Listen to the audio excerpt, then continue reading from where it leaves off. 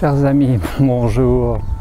J'avais envie aujourd'hui de vous présenter non pas cette petite maison au milieu de l'étang, à côté du jardin des Anglais, ici même dans le domaine du château de Fontainebleau, mais par association, par analogie, de vous présenter de façon extrêmement succincte, pour pas trop vous en dire une fois encore, et vous influencer, vous présenter ce film coréen, sorti en 2003 en Corée et en 2004 en France, printemps, été, automne, hiver et printemps.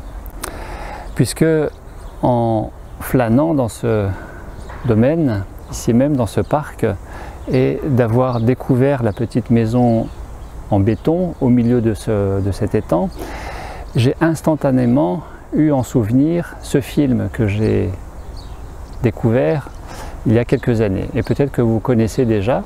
En tout cas, pour ceux qui auront aimé et pour ceux qui ne connaissent pas encore, je vous invite à en faire le visionnage, à en faire une belle et magnifique soirée, en tout cas je vous le souhaite comme tel, puisque cela fait partie de ces films initiatiques, de ces films éveilleurs de conscience qui élèvent la fréquence vibratoire, qui ouvrent dans le déploiement, le rayonnement du cœur, un minimum. En tout cas, c'est la tendance, l'impulsion qui est donnée par ces films dits initiatiques, ces films dits spirituels, comme s'il y avait des choses qui étaient spirituelles et certaines d'autres qui ne le seraient pas. C'est encore une autre question, un autre sujet. En tout cas, voilà, cette petite maison au milieu de l'étang, c'est le décor planté dans ce film qui voit l'initiation au bouddhisme d'un petit garçon, un jeune enfant, auprès d'un vieux sage. Donc il y a des personnages principaux, il y a ce vieux sage, il y a ce jeune enfant qui va grandir, devenir adulte, et il y a surtout une histoire d'amour dans ce film initiatique, ce film sur fond de spiritualité bouddhiste ou de religion bouddhiste, comme on voudra.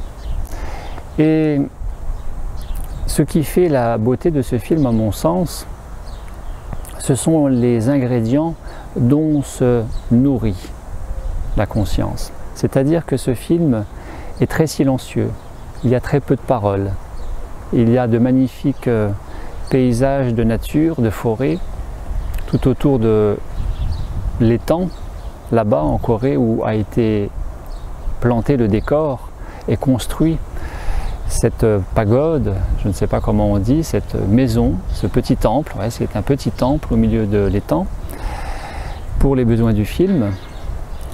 Et tout est évocateur de ce qu'aime la conscience dans ce film. Je ne fais pas ici l'apologie, le prosélytisme religieux en faveur du bouddhisme, pas du tout, puisque vous le savez, le bouddhisme est plutôt une religion universaliste qui se veut davantage hygiène de vie que religion au premier degré, puisque c'est une religion au sens étymologique, religion venant de religare, relié à. C'est dans l'esprit de l'échelle de Jacob qui relie terre à ciel, peut-être des enfers au paradis, je ne sais pas, et que la religion bouddhiste est surtout une religion athéiste qui ne reconnaît pas de divinité autre que soi-même. C'est très en contraste avec la religion chrétienne qui reconnaît une divinité extérieure et devant laquelle, envers laquelle, il s'agirait de cultiver une certaine piété, ferveur, dévotion. Enfin, je vous invite vraiment à regarder printemps, été, automne, hiver et printemps, qui dure 103 minutes, 1h43 minutes, 103 minutes, et qui a été quand même récompensé, qui a eu 7 récompenses en 2003, dont 4 au Festival international du film à Locarno. Alors on peut aimer, on peut ne pas aimer, vous pouvez déjà avoir vu et avoir oublié parce que c'était pas terrible. Les goûts et les couleurs, ça ne se discute pas, c'est comme ça. Offrez-vous,